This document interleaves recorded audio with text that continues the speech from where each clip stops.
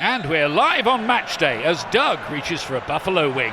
He's got it! Oh, and he's gone for a can of Pepsi too! What a finish! There's no doubt about it. It just tastes better. Match days deserve Pepsi. Do you want to introduce the kids in your life to the joy of Dungeons & Dragons, but you aren't sure where to begin? With the adventure guide Secrets of Enderil, you can skip the thick tome of rules and simply embark on adventure. In Enderil, heroes young and old will investigate a mysterious disturbance and set out to save the kingdom. They'll meet adorable talking animals, work together to solve engaging puzzles, and battle unexpected enemies that stand in their way. Along the journey, the rules of the game are introduced only as they become relevant to the story. So, gather your family and friends and start telling stories together. Adventure awaits! The Adventure Guide is written by the educators behind the Kids Table D&D and brought to life by Emberglow Gaming. Check out tinyurl.com/Enderil for the Kickstarter campaign now through July 16th, or theadventureguide.emberglowgaming.com anytime thereafter.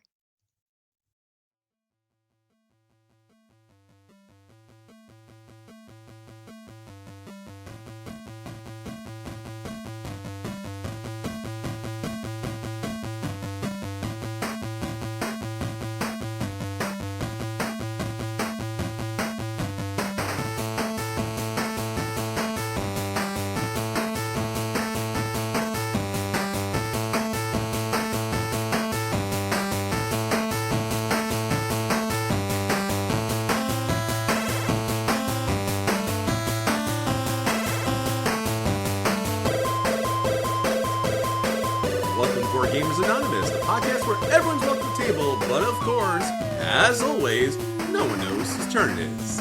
This is Chris. This is Tim. And this is episode 582, the World Cup of Game Designers, Sweet 16. We like to thank all our Patreon backers for helping us bring you a brand new episode. Hello, friends. Hello, fans out there. Welcome back to another episode. And welcome back to our World Cup coverage of game designers. Yes, that is correct. Cardboard has a place in the World Cup, and it's thanks to all of the wonderful game designers out there from around the world to come together for this special celebration and competition, the World Cup of Game Designers. Things are about to get rowdy, I can tell. There's going to be some hooligans in the audience, Tim. You know that, right? That's right. Dressed up in country colors and rooting for your home country designers. So let us know how we did in representing your country. And if you have strong opinions, we understand.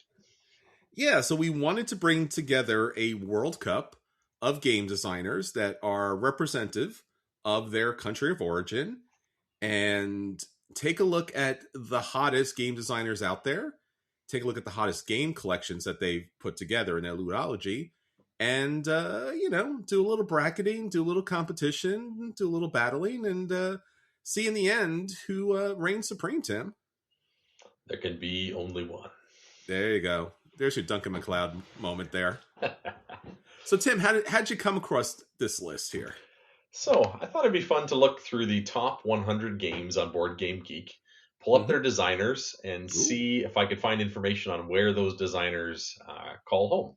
I did, when forced to choose, go by their country of origin, but I will recognize that some designers are born one place and end up working somewhere else. So the list is a little bit messy in that regard, but it was an interesting exercise nonetheless. And so I went through the top 100.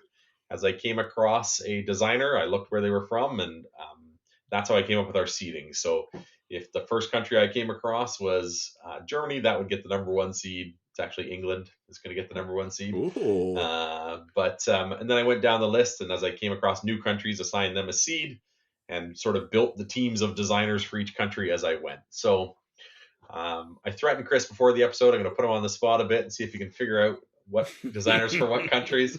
I'm not expecting him to know all things board game, as wise as he is. So there's certain knowledge, Tim, that I choose not to keep in reserve so that I can keep other information. So as always, Tim, I will misidentify, mispronounce everyone involved in the process because I believe in true equality, Tim. True equality. And I have to say, I will do my best, and I mean no disrespect to names that are not as easy for my tongue to handle. Same. Okay. It's with So, the utmost reverence and sadly the worst pronouncing skills you could possibly have on a podcast about board games. But again, the most reverence for these designers. absolutely. So, going through that top 100, I came up with 21 countries that appeared to be represented. Oh, So, wonderful.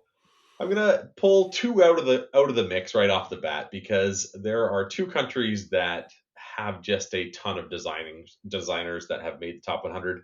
I don't think those countries are too surprising. When we talk about games, we tend to think in terms of German Euro games and Yes. Amerithrash, I guess is my Yes. preferred term.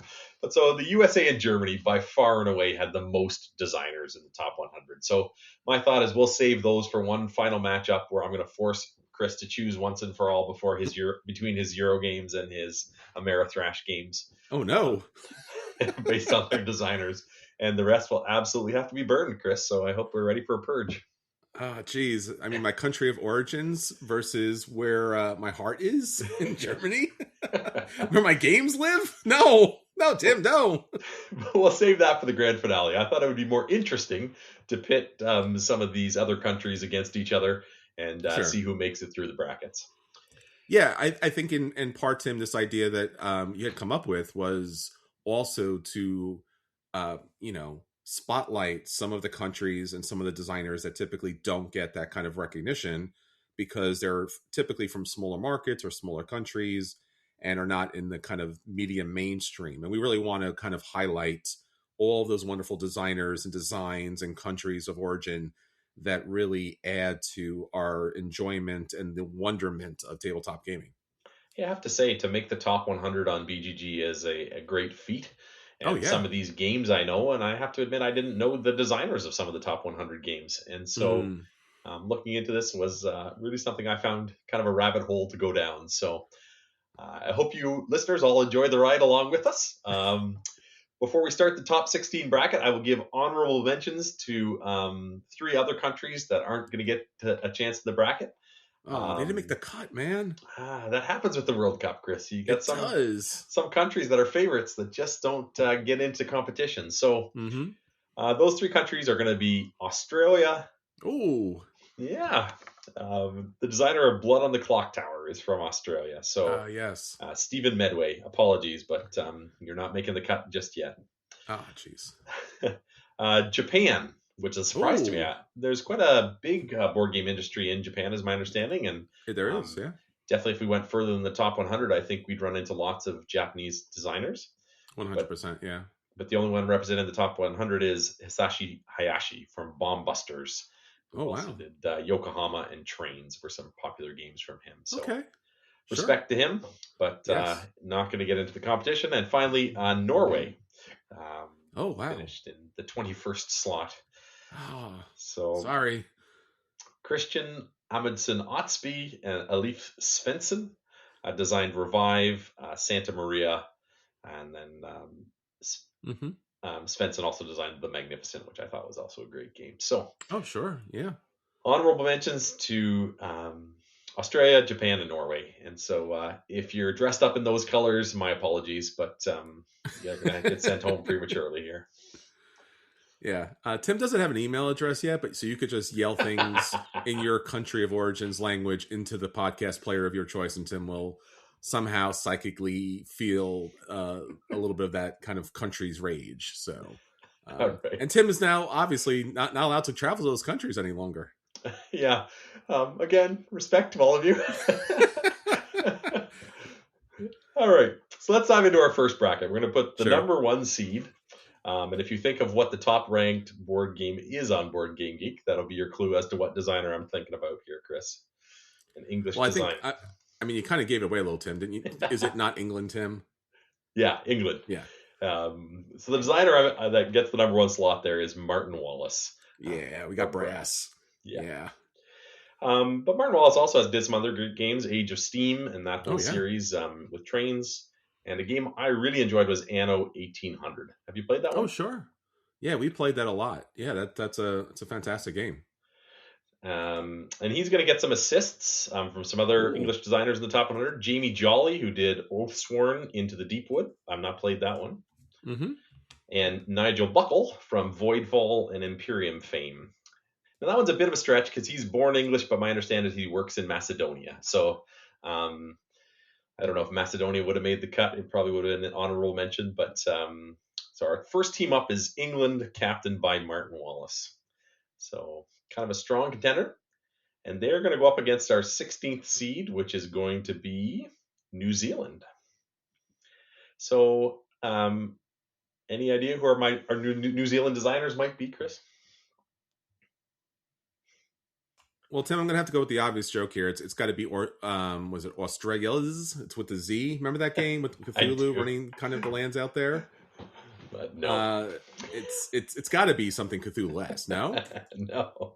Okay. We're going to have that team camp has going to have two designers.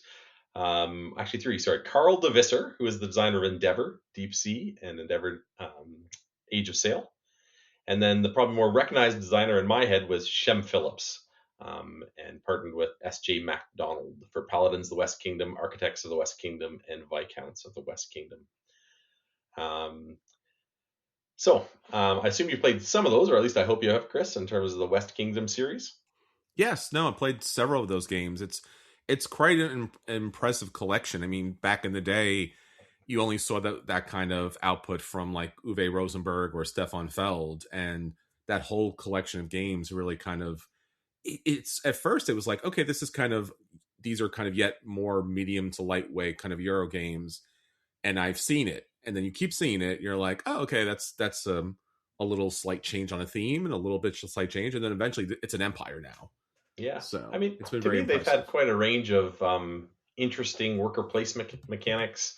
Yes. Interesting card play where you have a lot of decks with that sort of mix of wide variety of cards, each which do something different, and you're trying to select which powers and combos you can build, tableau building out of those. So I've really enjoyed some of that series. But if I put you to the test here, Chris, you only get to keep one. You get to keep your Martin Wallaces. And your Nigel Buckle, Phillips, or you get to keep your Shem Phillips and your Endeavor. Which way you lean? I have to take a look at my BGG collection to see where I have more of a thing. Obviously, the North Seas and the West Kingdoms and the South Tigers are very important to me. But yeah, I don't know. I mean, again, it's one of those kind of challenges. I mean, I already mentioned Australia with the Z, and that's a Martin Wallace game.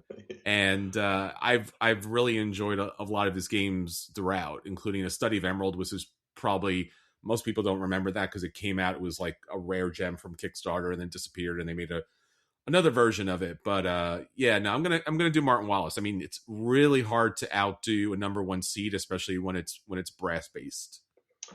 So here's my dark confession. I've only played brass twice. So Tim, I've actually played Age of Steam more than I played brass. Wow, and we let you on the podcast? I know. Jeez.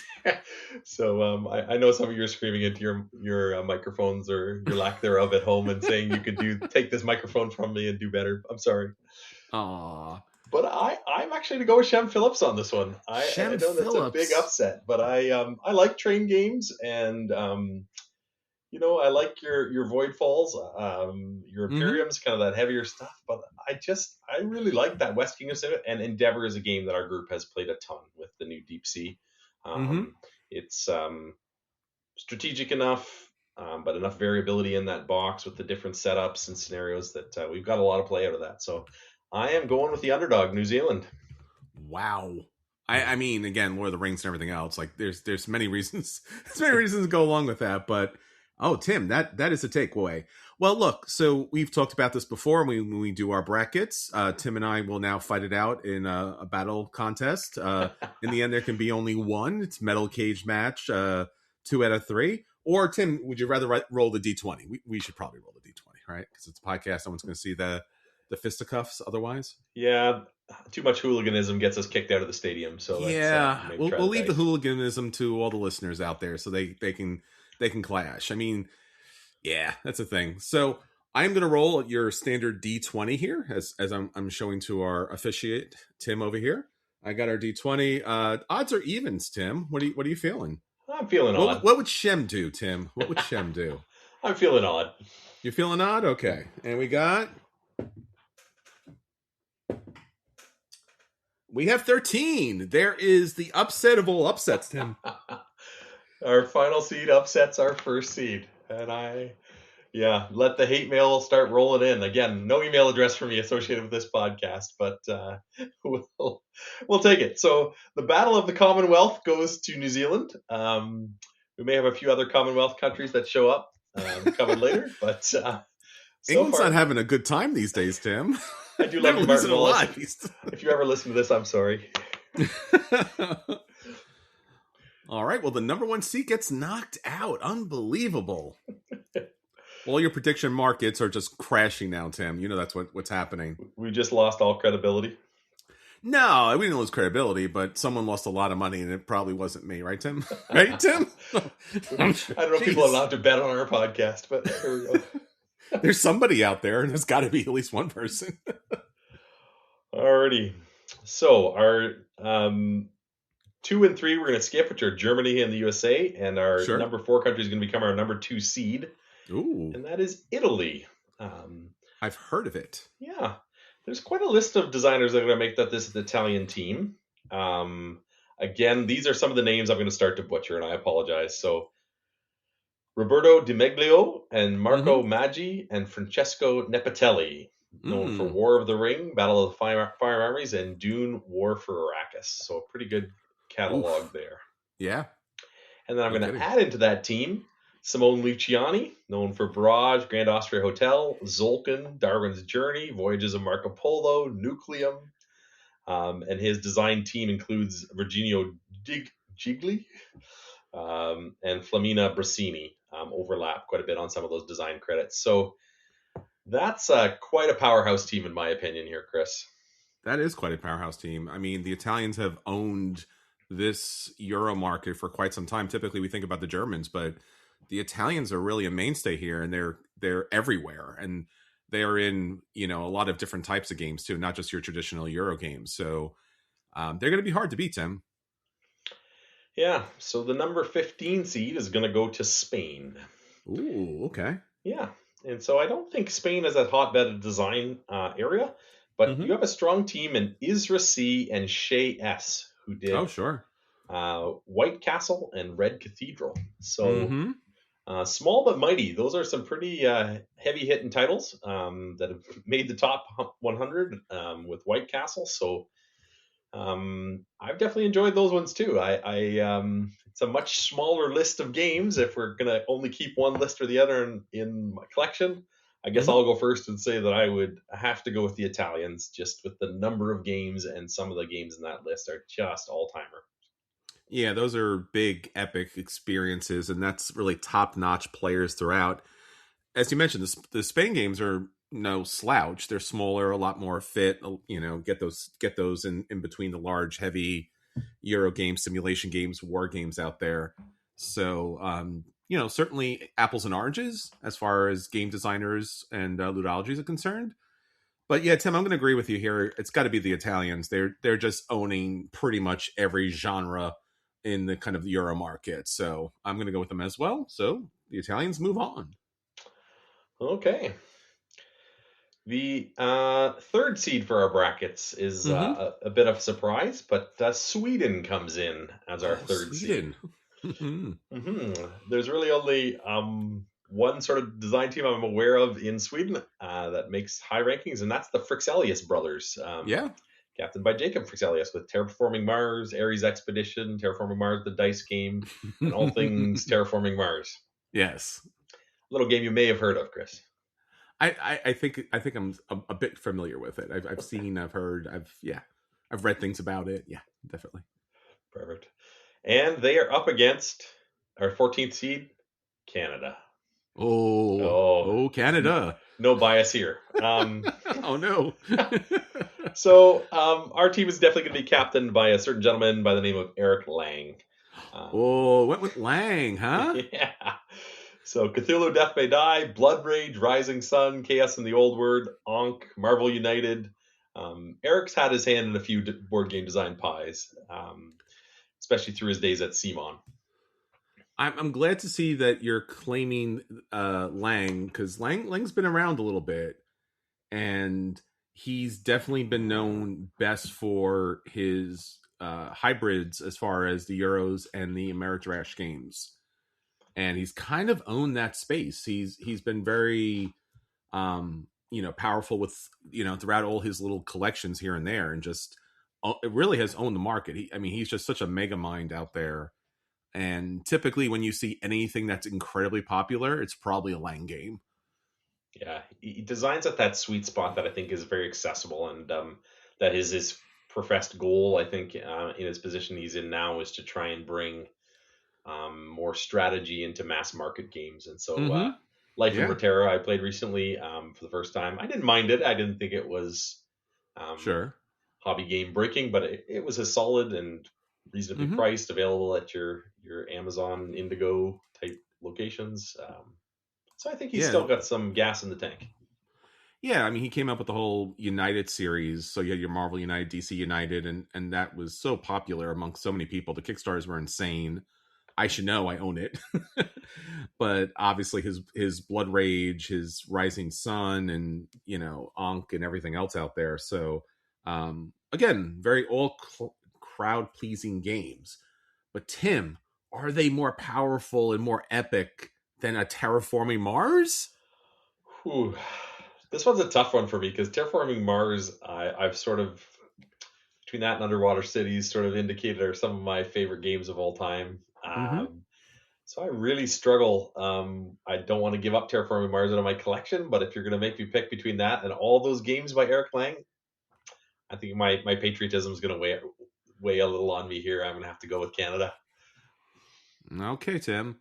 I'm going to go with Terraforming Mars, just because I think it's one of those games that is... Lang has such diversity and such power throughout.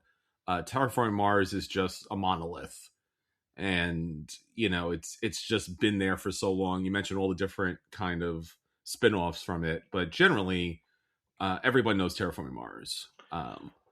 So that's going to lead us to a roll-off, Tim. How are you feeling now, buddy? Well, can I throw Daryl Andrews in there for Team Canada too? Sagrada? Oh, he's throwing Daryl Andrews in.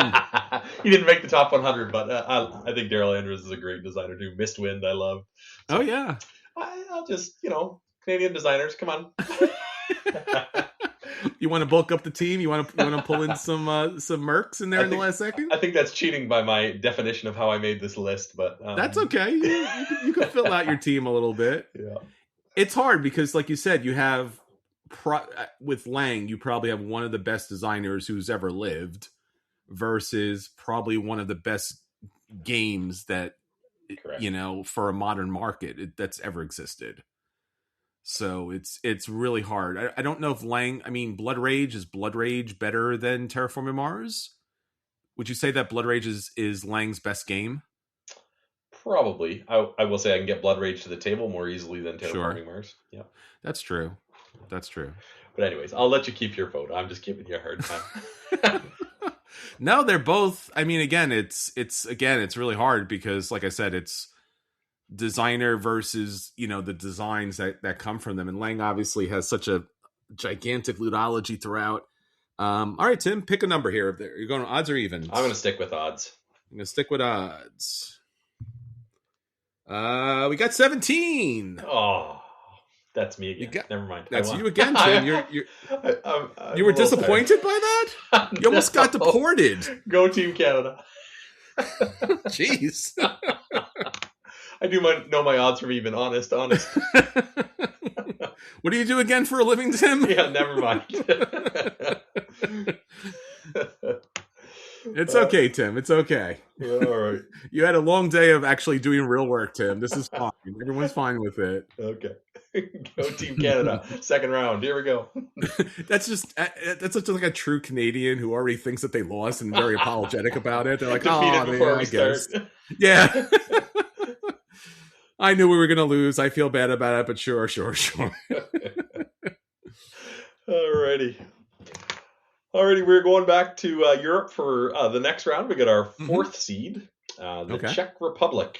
Ooh, this is the big ones. I like these. Yeah, so CGE, I think, has really championed game design in Mm-hmm. the Czech Republic, and Yes. this is a team I know you're going to like. So Yeah. the highest ranked game in this list was actually SETI. So Thomas Holick, I Mm-hmm. guess, would be the team captain. Designer of Yes. SETI, Galileo Galilei, Tea Garden. Mm-hmm. Vlada Shavadl will get the Ooh, Vlado. co-captain with Through the Yeah. Ages, Mage Knight, Code Names. Oh, killers, man. Min and Elwyn with Lost Ruins of Arnak. And Vladimir Suchi with Underwater Cities, Pragna Caput Regni, Pulsar 2849, and Last Will. So, Oh, man. like, I expect them to go deep here. Yeah, I could see that. I mean, they have a bunch of top games in the top 100 and just a wonderful diversity. I mean, that's a killer team, Tim. That's a deep bench. Yeah. So, the unfortunate team up against them is going to be the Netherlands. Mm-hmm. I am of Dutch descent, at least half of me. Okay. So during the World Cup, I have been known to dress in orange and get a little rowdy when the Netherlands win. So Okay. I'll put a shout out to designers Jeroen Doeman and Joris Weersinga. Mm-hmm. Names you may or may not know, but you may know their company, Splotter. Food chain magnet, Indonesia, the Great Zimbabwe, and Antiquity being some Oh, of their top man. The titles. only team that could take on CGE is a Splotter. Oh, no. That's not... Oh no. So I mean, these are top 100 games. Like, bad respect to these guys who are designing company in countries that historically were not the hotbeds of game design and Mm-hmm. making some world-renowned products. So, what are you thinking, Chris? I don't think I want to vote in this one, Tim. Again, remember, you're burning all these people out of your collection as we eliminate them from the Oh, brackets. geez. This is not good at all. It's not good. I mean, Splotter, I mean, these designers, they have such a unique, untouchable spot in tabletop gaming.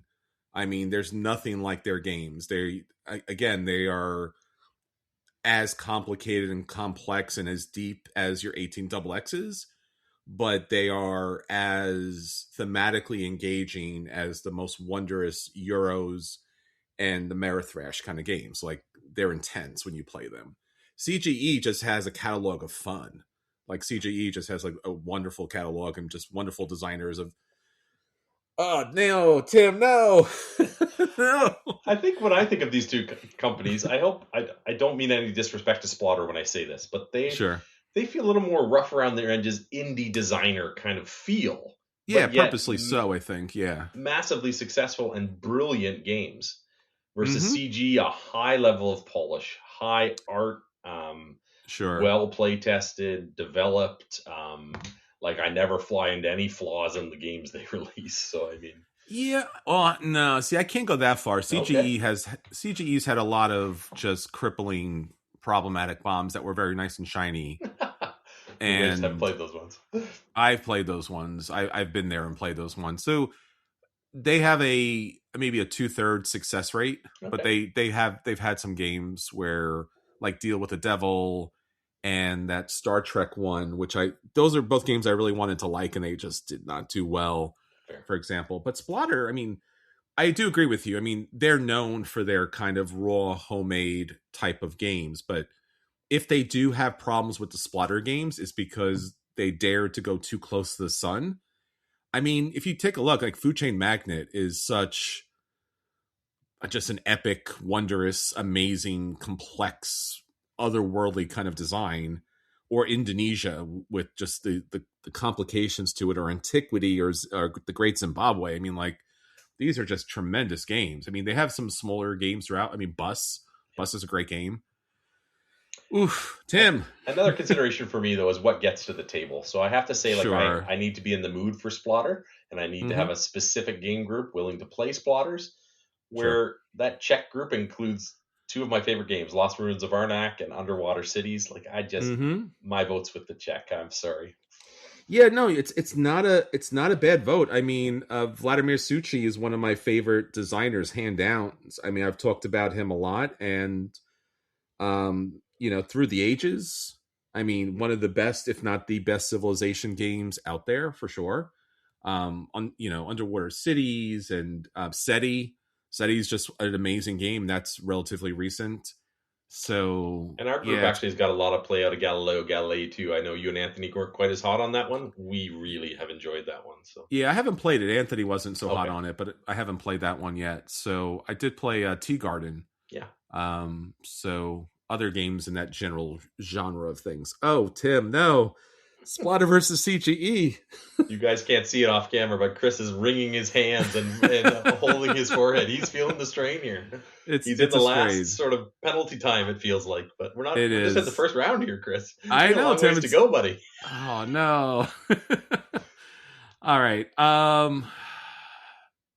Yeah, I mean, I gotta think in a competition between the two. I think Splatter holds up for me. I think there are lesser design teams, but Splatter is not one of them. I think Splatter can hold out on their own. So Tim, once as always, we're gonna do a roll, Tim. So do you got a number? You got an odd and even for me? I'm gonna go with odd and hope I know which numbers are odd. Does it really matter, Tim? I'll tell you a number. You'll be like, I lost. I'm like, yeah, you lost, Tim.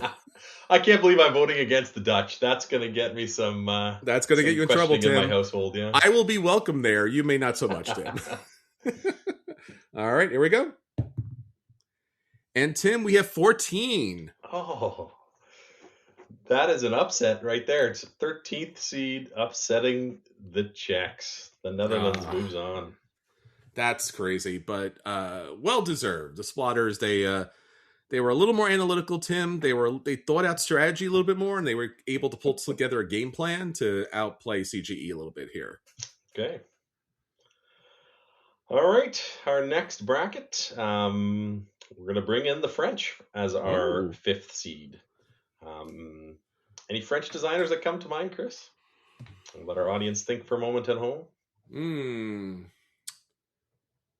None that I want to say out loud, Tim, to be honest with you. Antoine Baza is your. No, the French knows what they did, Tim. We don't here in America. We don't acknowledge the French. I don't know if you know that as a Canadian. It's pretty smart on our part. We just we don't acknowledge the French. So pour le français. Yes. Yeah. What's the game company, Tim? Sorry, we're French. That's actually a game company. I'm not making that up. Yep. Yeah. Okay, so Antoine Bauza, Seven Wonders, Takanoka, Ghost Stories, Bruno Cathala, who helped with Seven Wonders Duel, Lord of the Rings Duel, but is also known for Five Tribes, Sea Salt and Paper, Cyclades. Jeez, man. It's crazy. Luc Ramond, Sky Teams, and Johan Benvenuto for Harmonies. That's a pretty strong list, Tim. All right, so taking them on, our number 12 seed is going to go to Denmark. So Asgar Alexandrov Grenerud and Daniel Skjold Peterson with Heat, Pedal to the Metal, Flamme Rouge, 13 Days, the Cuban Missile Crisis, and Copenhagen. Okay, not a bad list. Small country, not a bad grouping. Yeah, not a bad team. Couple of hot shots there for sure. I'll say Heat, Pedal to the Metal, I thought was a very good game. I haven't played Flamme Rouge that it was based off of, but I enjoyed the mechanics. Felt like a very unique deck builder. Any deck builder with a map or a physical element immediately is a selling point for me. I'm happy to try anything along that vein. 13 Days, the Cuban Missile Crisis was kind of a two-player war card game like Twilight Struggle, boiled down to a much smaller scale.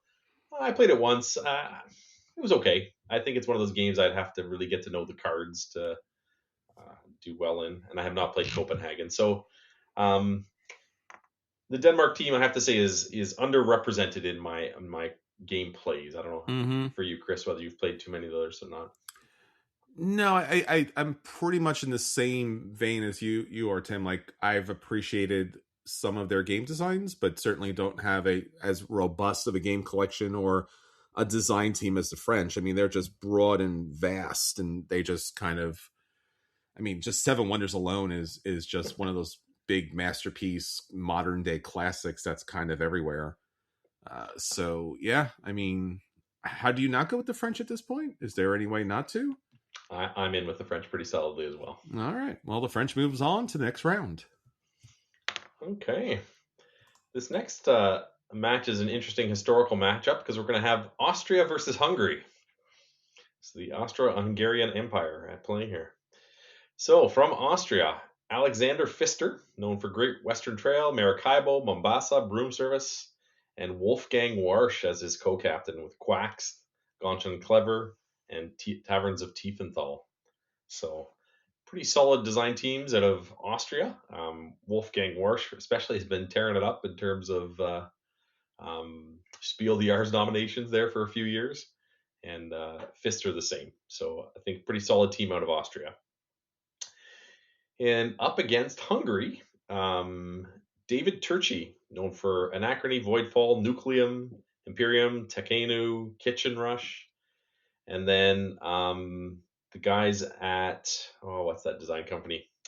It's escaping me at the moment, but Richard Amon and Victor Peter from Anachrony, Tricurion, Cerebria, The Inside World. Help me out, Chris. What's the name of that design company? Are you talking about Mind Clash? I am talking about Mind Clash. Thank you. Mind Clash, yeah. So, yeah, Hungarian designers for those titles.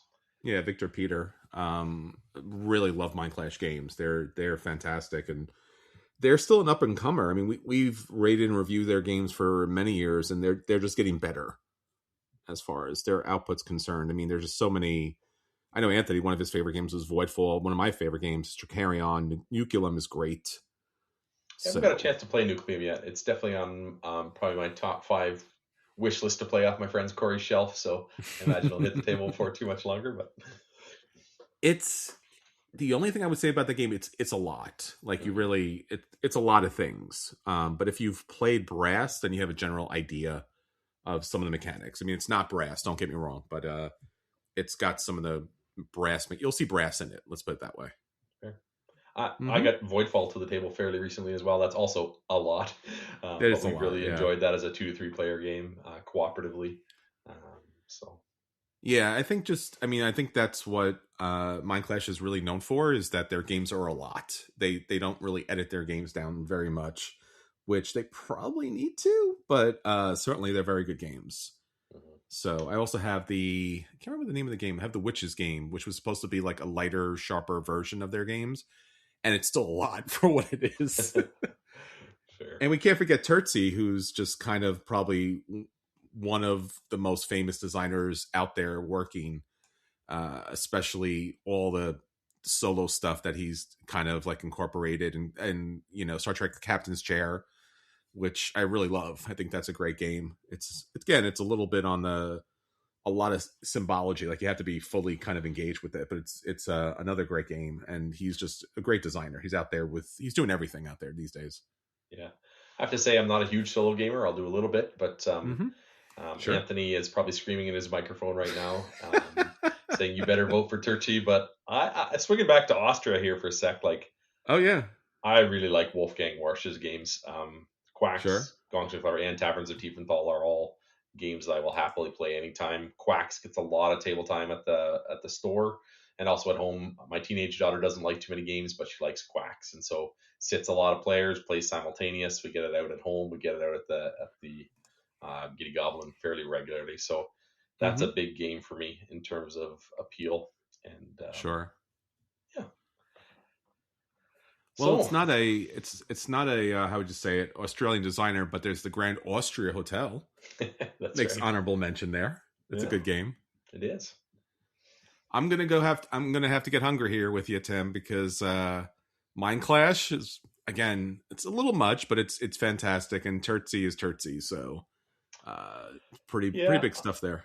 I'm not as swung by Mind Clash. I didn't love Tricurion. I know that's heresy as well. Cerebria I only played once, and it was very long for what it was. It is. I agree with that. So again, respect. David Turchi, it's hard to vote against him, but I really like me some Pfister and Warsch. I think I'm going to go Austria. Oh, we're going to roll a die again, Tim. We're doing a lot of disagreeing here, Chris. That's good. That's fine. I mean, Yeah.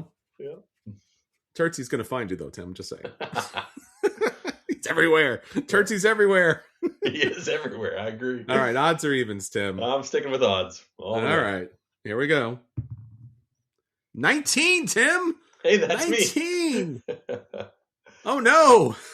All right, so the number 6 seed Austria knocks off the number 11 seed Hungary. Jeez, that's an upset, man.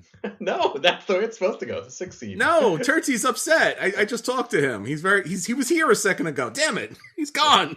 I hope Look out, Tim. I hope I never need a solo mode designed. Don't go solo against Turtsy. Tim. That's all I'm saying. Yeah, fair. If we were doing solo games, I think that he'd be by himself and winning the whole thing. But I'm sure he'd be up there at the very least. All right. All right. Almost through our list here. So we're to go number 7 against number 10. Number 7 is Finland. Finland, wonderful. Yeah. Only one designer that came up, but I hope I say his name right. Tuukko Takokallio. And even in his bio on Board Game Geek, he says, "Just call me Tuukko." He is the designer of Eclipse and Walnut Grove. So I own Walnut Grove. I actually have that game. Yeah. It's a grail game for a lot of folks. I sold my copy a while back because I wasn't playing it enough and figured somebody else could benefit. But I did enjoy it. My family and game group were underwhelmed by it, but I did enjoy it. Yeah, it's a throwback as a kid, like Little House on the Prairie with Walnut Grove. So I was just like, is that what that's supposed to be? Like, not necessarily, but it still works.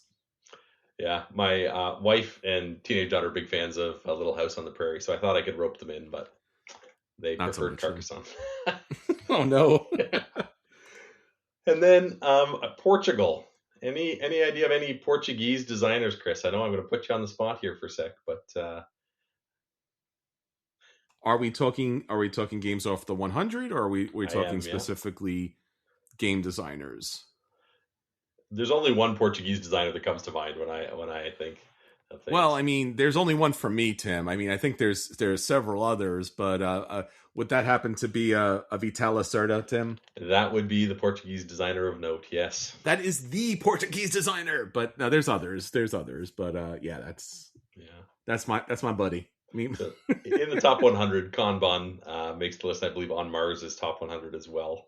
Yeah, Lisboa, the Gallerists, like Lisboa's so great. I mean, if you're anywhere around crowdfunding or modern board gaming, Vital Lacerda's name, in conjunction with Eagle Griffin and Ian O'Toole, often spoken all as one big phrase, has put out some real Hall of Famers over the years. Yeah, there's also I think it was I'm gonna try to remember the name, Polo Sola Dade, Madeira, Nippon, Panamax. Yeah, What's Your Game, that company. Yeah. So you're right. I believe they were also Portuguese and very good, solid designs. Yeah, I think they had a couple designers on their game. Forgive me, I can't remember the other co-designers on that, but still waiting for my Madeira game that I backed a long time ago. Pushing some buttons still here. There. Pushing some buttons. Oh no. I'll try not to hold it against Portugal. Yeah, so Nuno Bizarro Sentiaro and Paulo Soledade. Soledade, yeah. Are the What's Your Game designers. And Nippon just was up on crowdfunding again recently. Yes. And that company also put out Kalis. I don't know if that was the same designers, but that company did well. No, Kalis was William Adia. Okay. So, but if we go by our top 100 list, we got Vital Lacerda versus the designer of Eclipse. That's a rough one, man.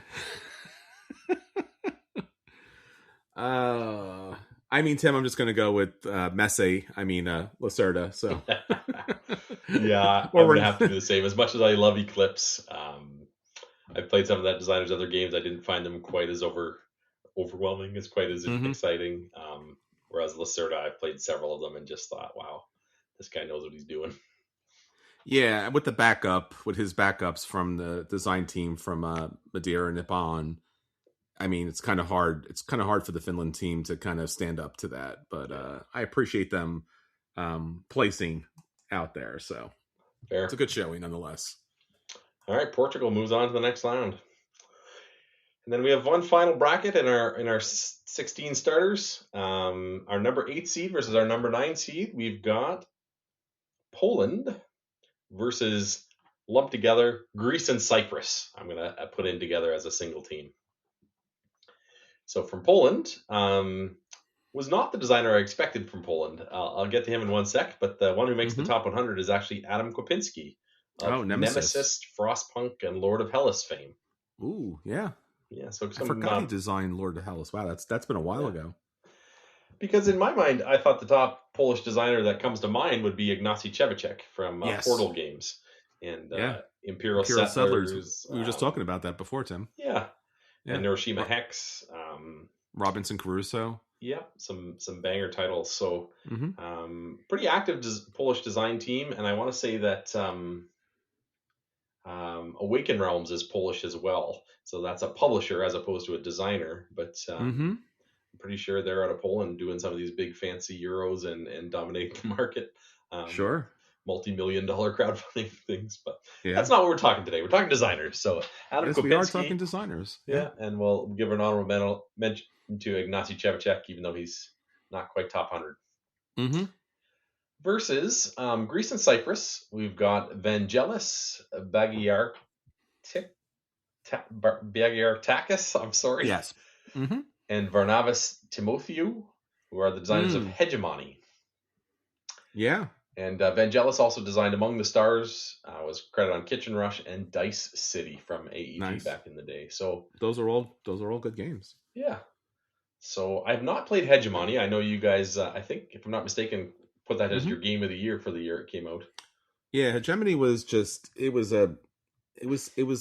another really wonderful, epic kind of simulation game that was super crunchy, but it had a different theme, obviously, and competitive yet somewhat cooperative at the same time. So it really felt thematic as far as the play was concerned. So it's a really solid game, and they just came out with World Order, which Dave talked about. So they're doing good. I've not played Hegemony. I was interested, just as a side bunny trail. Any idea how long it took you guys to play that? Because I was on BGG and people was posing the questions, and the answers range from like 3 hours to 10 hours for the first play. No, it's not 10 hours. Okay. No, that's not true. Don't let anyone tell you that. I think our gameplay was, I think the first time in probably was about 4 hours, and then I think over time we got it down to 3.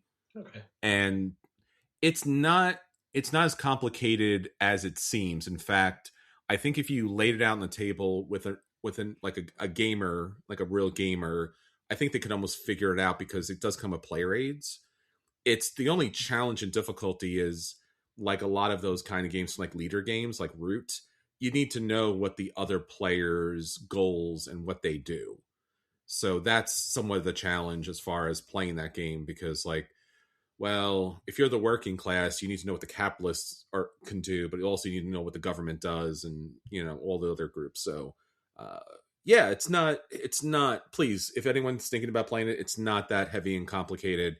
You could almost play with the player aids, but again, you have to kind of collaborate together. So, yeah, good to hear. Because on that list, I've definitely played Among the Stars a fair amount and Dice City. I love Dice City. I have solid. I have Dice City and expansions too. Yeah, I got some of the expansions too. And so for a while, that was a go-to dice rolling game, building columns and rows of cards in your city, and I really enjoyed those. So that's kind of, we got the fairly heavy to the reasonably light. And then on the Polish side, with Adam Kopinski, I've not played Nemesis, Frostpunk, or Lords of Hellas. So I cannot really, I feel again a bit of a disadvantage. I know people love those games, but I've not played any of those 3. I've seen Nemesis played a lot, and I was surprised that it did as big as it did. I have personally not played it, just because it was just so expensive to purchase on Kickstarter. I mean, we kind of joked about it. Like, I think their last campaign, you could get everything at $900, plus shipping and everything else. But I've certainly played Lords of Hellas. I've certainly played Hiroshima Hex, and I played all the Ignacy games probably that's been out there. His stuff has been kind of hit and miss over the years, but he has a really solid ludology. So he owns Portal Games, which is just a really kind of innovative company out there producing games. So yeah. So his top ranked game barely missed. It's 120 is Robinson Crusoe is his top ranked game. Sure. So. I love that game. That's that's way back in the day, but that's probably that's a great cooperative game. I would highly recommend that. I think it's a lot of fun to play. The challenge with that game is it's a lot because you have all the different scenarios in that one box, so you really have to kind of sort things out. But Anthony loved Imperial Settlers. 51st State is great. Yeah, there's just these are really equally good games. I mean, I would put up a Hegemony versus Nemesis, which again is a Amerithrash versus a pure epic Euro. So I think they're both heavyweights, at least in that kind of class. So I'm actually going to go Greece because I think Hegemony, again, I have a little bias because I have not played Nemesis. If you would like to send me a copy, I promise to play it. Just saying. If you happen to have a $900 version of it standing around sealed, I will definitely play it. But I have played the less expensive, but also as complicated and fun Hegemony. So yes, I'm going to go with that. All right, I think my vote's going to be whether or not you allow me to include Ignacy Cevicek on the Polish team. Oh no! Because technically, if we're going by top 100, he doesn't quite make the rankings. But if we slide him in on the sly, sure. I like enough Portal games. I think I'm going to go with Poland. Okay, I think to be fair, since neither of us have played Nemesis, I have played Frostpunk, and I have played Lord of Hellas and Hiroshima Hex and everything. So I think that's fair because I think a lot of people out there will be like, how could you judge Poland without having played Nemesis, which is just epic as far as I've been told. So, Tim, once again, as always, it leads us to a dice roll in which you pick an odd and even, I roll the die, and then you become very confused. So I'm going to stick with odd.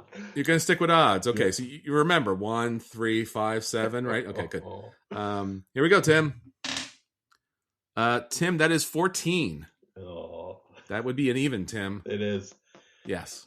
I can't even make the joke I was going to make because you said you like Robinson Crusoe. I said you like losing, Chris, which is what we're going to illustrate today. But as I lose that bracket. So it's a shame that they didn't teach odds and evens in medical school, Tim. I'm not going to live that one down, am I? Go to a harder type of school, Tim. Why don't you? Yeah. We're going to go to round 2, which is an even round. Oh, there you go. You're back on board, buddy. Well done.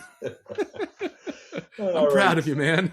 Self-mockery in the ear holes of thousands of listeners. Gotta love it. Yeah, that's what you got to do, man. The people like that. Okay.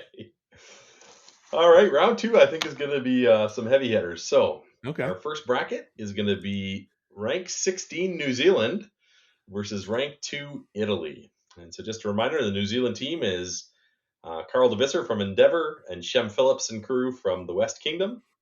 And Italy is our War of the Ring, War for Arrakis, Barrage, Grand Austria Hotel, Zolkin, Darwin's Journey, Lorenzo El Magnifico, Coimbra, Gizia. And the list goes on, Tim. Is that what you want to say? Okay. I'm going to go with my Italian brethren to move on to the next round. What about you, Tim? I'm going to go the same. I love me some Shem Phillips and things, but that team from Italy is going to be the shoe-in for me. All right. Well, unlike the World Cup, they're moving on to the next round, Tim. All right. So this I think is the bracket of the underdogs. We got our 14th seed Canada and our 13th seed the Netherlands. Oh, so Tim, this is going to be rough for you. Eric Lang versus Splotter. Ooh, Tim. It's going to happen, Tim. Yeah.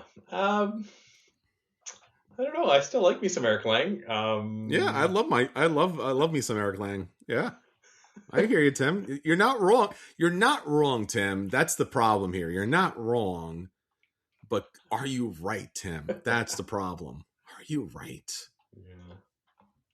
I'm gonna have to go with the Splotter team, Tim, and that's gonna lead us off to a dice roll. Tim, once again, as always, do you want to switch up, Tim? Huh? No, I'm gonna add Senfun Lim to our team though. Akrotiri, Junkart, Belfort, Corpse of Discovery, another good Canadian designer. So throwing his Yeah. name out before you roll me away. I'm gonna vote for Canada. What is it? Canada gets my vote. Canada. Odds or even, Sim? Odds. Let's go into odds, people. 15, Tim. It's 15. I hope the Canadian World Cup team does as well as the board game design team is doing here. The team that could, Tim. The team that no one believed in but you, Tim. Oh, Canada. All right. I don't know if we have any soccer chants. We're too new to the soccer team to have too many chants, I think. But we're sorry. Use one of your curling chants, Tim. Yeah. We all chant "We're sorry" in unison. Yes. All right. The next bracket. This is going to be a tougher one. We got the French, captained by Bauza Cathala, against the Austrian team, which is our 6th seed team. And that's Pfister and Warsh were our co-captains there. Mm-hmm. So yeah, we talked about it before. It's kind of hard. I mean, the French are such a stacked team, just top and bottom, and they just have more heavy hitters. So I'm going French. Yeah, because even without Bauza and Cathala, if we're bringing in Sky Teams, Harmonies, games like that, there's entire design companies out of France.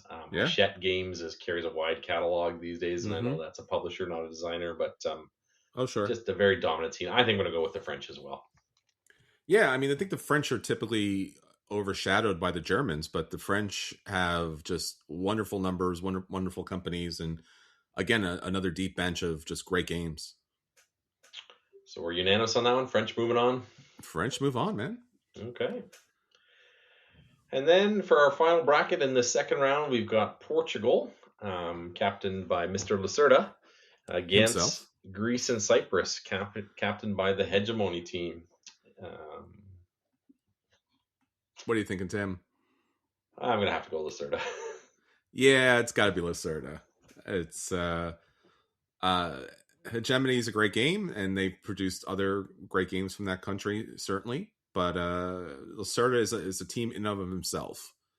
He's had a little dip in the years past, but he seemed to have pulled a bit back, and he's still owning the landscape of those heavy, super deluxe games, as you mentioned, Tim, on Kickstarter and such. So yeah, Portugal moves on, man. So we are down to our final 4 in the bracket series: Italy, Canada, France, and Portugal. Oh boy, here good stuff, Tim. Yeah. Well, I think maybe the first one won't be quite as tough for you, Chris. Italy versus Canada. The little engine that could. Yeah, I'm gonna stick with Italy for many reasons, Tim. If you got a better game than War of the Ring, let me know, and we'll roll a die, Tim. Come on, dig deep, Tim. There's got to be something in there. I'm gonna go with Italy. We're gonna go to Italy, but we're not gonna tell anybody because we don't get Tim deported. Right. So Italy moves on to the next round. Okay. All right, and on to the next bracket. Yay! Next bracket. I'm sorry, Canada. I love you. No, we didn't hear anything. Go ahead. Okay. So we just covered the French team. Quite a depth of players there, and we're putting them up against Portugal, which we're including a little bit of what's your game and that team, but Lacerda being sort of the main designer, I'm going to pull out of Portugal. So, Chris, is this going to make you sweat a little, or is this a not too hard one for you? No, this is going to make me sweat a little bit. I mean, the French team, like you mentioned earlier, Tim, I mean, they're so vast and diverse, and they just have so many games across the board. I mean, obviously, they're not the heavier games out there, but certainly just great designs, throughout, and great designers. And again, they've kind of owned so many of the great stuff out there. I mean, Seven Wonders is one of my favorite games of all time, but, Cyclades has certainly been up there. And I mean, Mare Nostrum, again, Shadows over Camelot. Geez, there's a lot of great designers out there. Is one designer alone, Mr. Vital Lacerda, greater than all the French game designers out there, all the French games out there? I've heard people say you could survive the rest of your board gaming career off just Lacerda titles. Rotate them Yes, it's around. Lacerda. There you go, Tim. You talked me into it. I wasn't sure, but you pushed me over the edge. I'm like, could I survive over Lacerda games? And I'm just like, yeah, I pretty much could. He's kind of like Stefan Feld, but if Feld did like really heavy games, like he's got such a diverse ludology of just wonderful games out there. So, and this comes from like, I would argue one of the biggest Seven Wonder fans of all time out there. Like I own everything Seven Wonders. And I actually got to play Seven Wonders with the Seven Wonders design team many years ago on BGA Live, Tim. I don't know Awesome. if you were on for that episode way back in the day. I got up at 4 a.m. to play with the team there, and I was very excited about that. So, but yeah, no, Vital Lacerda. I think this is the upset. I think the French took it a little too lightly, and Vital Lacerda was like, this is on me, and he did a thing because he does a thing, So this is a hard bracket for me because Visala sort of kind of represents my gaming group, right? My sitting around the table with the boys that are hardcore gamers, and we're doing that. Whereas the French team represents a lot of the two-player games I play with my wife, right? Your It's true. Lord of the Rings duels, your Sky teams, Harmonies. I think she'll love. We haven't got that one to the table yet, but I don't know. Are you French Canadian, Tim? Let me ask you that. I am not. No. Oh, okay. So, je parle juste un peu de français, mais See, he's a little French Canadian. je suis anglais. All the French people out there are cursing my French, even though my attempts are genuine. It's certainly a hard one because, like, Sea Salt and Paper it's a small deck game, but it's been one of my favorites. Like, I've driven Anthony nuts talking about Sea Salt and Paper. Even Draftosaurus, that's another game that's great from France, from a French designer. So yeah, I mean, you can't go wrong, Tim. I mean, it's kind of hard. Yeah, I mean, obviously the Lacerda games are a unique collection of games that are not for necessarily everybody, and the French games kind of really hit the mainstream quite well. So after talking you into Lacerda, I think I'm going to talk myself into France. So. That means a die roll, Tim. We're going to do the die roll thing again. Tim, are we staying odd, Tim? I'm staying odd. All right. Well, here we go, soccer Tim. Ball dice decide. There you go. Tim, we have a 4. That's even. We have a 4. The number is 4, Tim. Okay. That would be even, Tim. Which brings Portugal and a whole host of hooligans up against the Italian hooligans in the final bracket of our 16. Yeah, that's... some people knew this was always going to happen. Some people were worried that it would burn the city down, playing this game anywhere in the world. And they may be right, Tim. They may be right. So just for the record, in our system, that's the number 2 seed against the number 10 seed. That is pretty impressive. Yeah. Again, it's part of how we created the list. But I feel pretty strongly this one. I'm going to go in favor of the Italians. I do love me some War of the Rings. Grand Austria Hotel is one of my favorite dice games. Voyage to Marco Polo is a great dice game. Luciani, yeah. Yeah. Coimbra I haven't played for a while, but I remember loving that one when I first played it. Lorenzo, Magnifico. And Coimbra, ironically, isn't that about Portugal, if I remember correctly? I think it might be, yeah. Yeah. Brasini, Gili, Tashini. I mean, they have quite the bench, certainly. If you look at Magione, you got Darwin's Journey, obviously. Terzi we put on another team, but he is an Italian collaborator, though. He's not Italian himself, but he has collaborated on a lot of those games, Tim. So certainly comes back. But Tashini, I think we haven't really talked about Tashini too much because we're talking about T games, Tim. That's Zulkin, Teotihuacan, Marco Polo and stuff like that. So yeah, so you're going with the Italians, Tim? Is that what you're saying? I am. I like me some Vital, but I gotta go with the depth of the bench for the Italians. Yeah, no, I could see that. I get that. Barrage, Barrage is in there too. Oh, geez, they got some things. All right, Tim, I can't disagree with you here. the Roman meeples here. I think yeah, it's quite the Italian job. We got Luciani, Tashini. Yeah, yeah. I'm gonna go with the Italians as well, Tim. So Ooh. In the final game, the Italians take it. The heavy favorites going in. They come out near the top. Good job, Italy. what seed were they, Tim? Number 2. They were Number only 2. Okay. behind Martin Wallace and the English, who got knocked out in the first round. I wonder why that happened, Tim. I wonder why that happened. Somebody loves Shem Phillips. Someone's a Shem fan, so show him the tattoo, Tim. Show him. Show. Yeah, there you go. See. Good thing it's we podcast. We should check Tim for tattoos before he started. Okay, Chris. So we're going to congratulate Italy, but I want to make you choose. I'm going to put up the 2 big boys for you now for your consideration.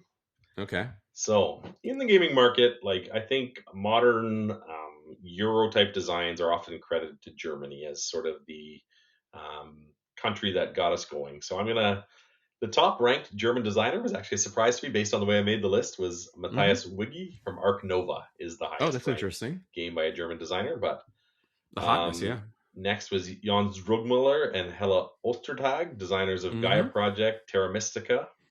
Sure. Then we got your boy Stefan Feld, Castles of Burgundy, Trajan, Bora Bora, Civolution.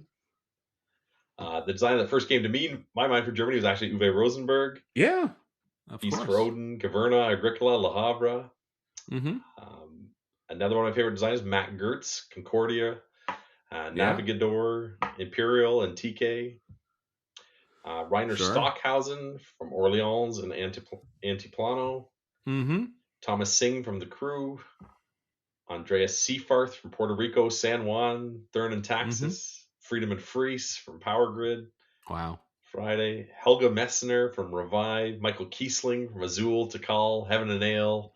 Kiesling and Kramer often go in the same breath. So there's an oversight from the top 100, some of the German designers that come up. And I think in my own mind that would take out any of the teams that we've talked about so far. Yeah, you got Rainer Knizia too and Wolfgang Kramer, who are, when I think German names, that's generally where my head goes. Yeah, I was actually surprised to see Rainer Knizia did not make the top 100 on Board Game Geek. I don't know if he was in there at one point. I think only now, Tim, his games are getting new deluxeified versions where they're actually re-emerging on the market to the new audience. Yeah. I mean, he's created probably, if I may be wrong on this, the most games out there as far as like current modern day collections. Like he's just everywhere. Was Tigris of Euphrates not in the top 100 for a long time? I gotta think. I guess it has. I mean, Ra is it's got its super deluxe reprint not too many years ago, so I'm surprised that that's not on in the top 100. In his top ranked games, Ra is 114, Quest for El Dorado is 123, and Tigris Euphrates 131. So he's definitely well represented in that bracket that just missed the cut. But yeah, Lost Cities is also a very good 2-player game. Absolutely. Yeah, doesn't get a lot of love, but it's probably one of the best 2-player games out there. And I'll throw a shout out to My City as well. I thought that was a great 2-player game. My wife and I played in Legacy style.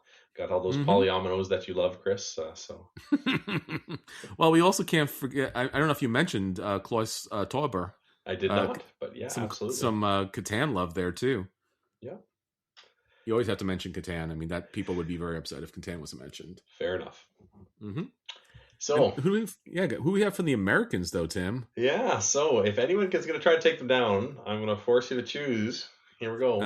For the Americans, the top ranked designers are actually Leacock and Davio for Pandemic Legacy and Ticket to Ride Legacy. Sure. Smashing design team there. Isaac Childress from Gloomhaven and Frosthaven.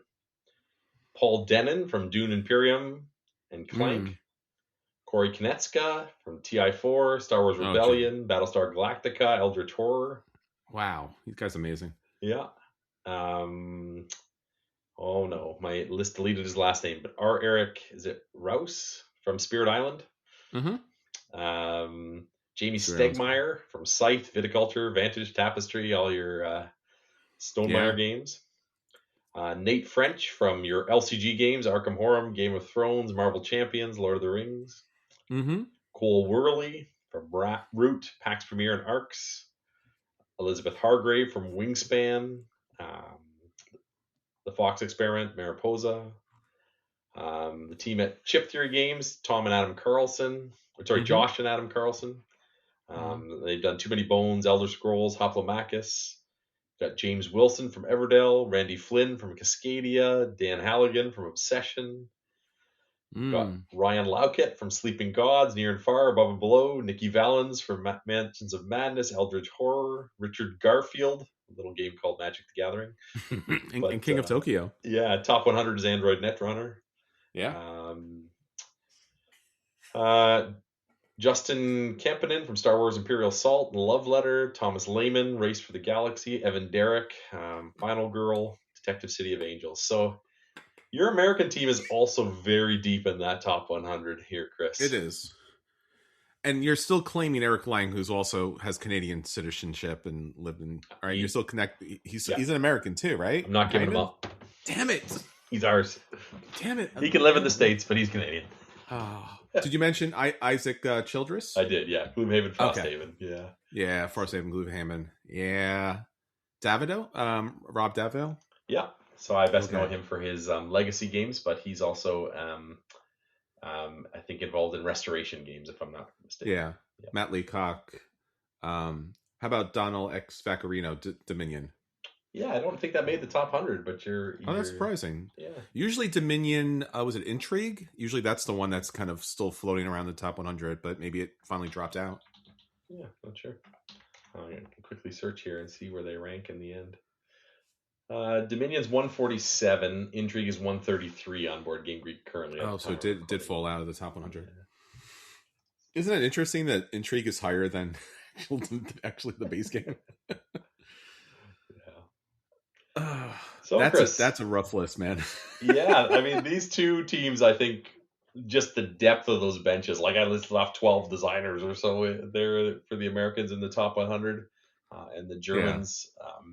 Just forget about them. Like any team that's got Uwe Rosenbergs and Stefan Feld as part of its membership is pretty good. So, which half of your collection are you burning, Chris?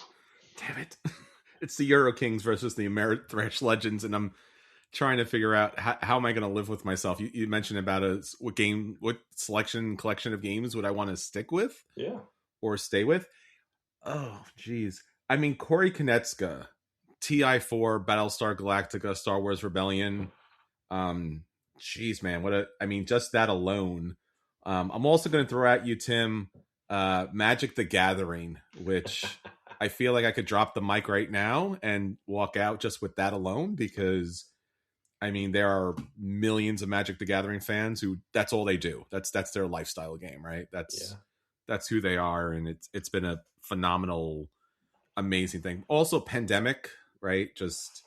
Pandemic as a mechanic has been used in so many games out there, and Dominion deck building has been everywhere. So and pretty much the entire LCG market is dominated by American designers. Right? Sure. Yeah, everything from the original Fantasy Flight crew back in the day. I mean, Corey Konetska was part of that, of course. Yep. Ooh, geez, Tim. I mean, it's hard because, like, if you're matching up the games like Catan versus Magic the Gathering, right? I would think those are the two big sluggers. I don't think there's a bigger one from Germany and there's a bigger one from America. Ironically, Catan is a Euro game where you trade nicely, more or less, and Magic the Gathering is one of the most dynamic, competitive games with a secondary financial market, which is not Richard Garfield's fault, although it's capitalism at its greatest money income making thing in the world of all worlds. So to me, it's the game of who spent the most money on their deck versus who's got the longest road. Yeah. Who's got which for sheep? I mean, that's a thing that the kids say these days, Tim. Geez, Tim, this is not good. So if those two games kind of match up, and then I got to go to Corey Konetska for me, he's probably my top designer from America as far as like American games, America Thrash, Amerithemed games, and I'm looking for somebody on the Euro side. I guess that's going to be a Feld or Uwe Rosenberg, because I think those are really solid representations of the Euro game market. Feld is Feld, and Uwe Rosenberg is like, He kind of does things on one rail, give or take, but he does it so incredibly well. So, and then the rest of them are also very good. It's not like they're not good. Stegmaier has produced some wonderful games. Childress, certainly. Gloomhaven is a monolith in the game industry. You know, Tim, I'm going to go German. I can't believe I'm saying it. It hurts to vote against your country. You're not whispering. I'm voting against my country here. It's not my fault. It's Tim's fault. It's his Canadian influence. Yeah. Don't deport me. These days in America, that could get me deported. Not touching that joke, Chris. Yeah.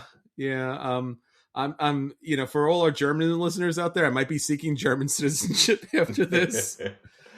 There's somebody who's very unhappy when you don't put America first, I guess. But the Germans know their board games, and again, Knizia, Kramer, Rosenberg, Feld, Teuber, Kiesling. I mean, it's just, geez, I think just American game designers and publishers, they're just younger. I don't think they've had the time to kind of put in a little bit longer. And also, you stole Eric Lang. I think Eric Lang might have been our saving grace. But he blends into America, but he's Canadian. Jeez, he's a Canadian American. I've seen him in America. I saw him a couple of months ago. He was in America. He was there. You ask him next time you run into him. Okay. We'll ask him. Yeah. But for me, I have to say that the length of the American list caused me some pause. I'd have to burn a lot of games. Yeah. But in the end, I'm in this hobby because of those German type games. I could not live or see my collection without Felds and Rosenbergs and games of that ilk. I love me some of those American games, and I've played a lot of them a handful of times. My teenage son would mourn the loss of Magic the Gathering as I set it up in flames and finally had some room to put things in my house and walk across my floor without decks of cards in process of being built. I mean, sorry, I'm ranting here, but I'm going to have to go with the German team for this one. Sure. Long live the kings of board game design that have brought this hobby to us. And I think there's just enough history and wealth of knowledge and skill and road paving for the rest of the world that to me, I have to give it to the Germans. Well said, Tim. I think that's certainly true. I mean, it came from Germany and it remains German in not just its roots, but it's in its future as well. And we've certainly benefited, and all designers have benefited from it and drawn from it and expanded from it. So yeah, well deserved throughout. And again, if America's done anything, is it's made Euro games its own. So it's smart enough to do that at the very least. And mad respect to that list of American designers. And just this whole episode, I mean, to see this hobby spread around the world and everybody's adding their own flavors and contributing, and that I can travel to Germany or the UK or Portugal and go to huge gaming conventions and sit down at the table with people from other countries and just share this common passion. That excites me. It sounds kind of cheesy maybe, but I love that about our hobby. And again, it's very reflective of the World Cup that's currently happening now, where all the countries get to come together and enjoy and engage in a game that is universal and collectively beloved. And that's also very much true about tabletop games. I don't think the designers out there really get that, but certainly it is 100% true. And the world is a better place because of all these games that are out there and designed by all these wondrous people from these amazing places around the world. Amen. All right, everyone. So until next time, this is Chris. And this is Tim. And we'll save you all a seat at the table. Take care, everyone. Go Canada, go.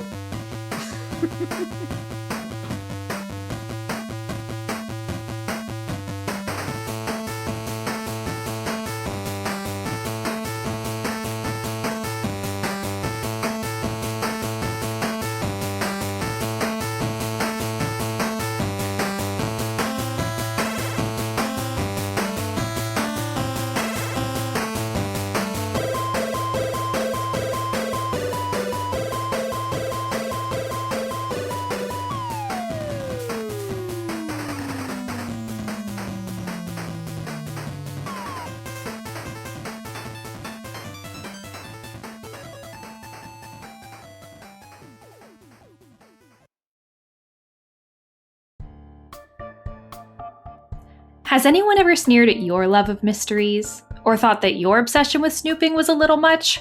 Well, I'm Becky. And I'm Corey. And we're the hosts of Regular Nancy Drew, a podcast dedicated to the love of the teen sleuth herself. From the books to the PC games to the TV shows and movies, we talk about it all, scene to scene, cover to cover, and click to click. So come snoop with us. And just remember, if anyone ever gives you lip, it's actually pretty extraordinary to be a regular Nancy Drew.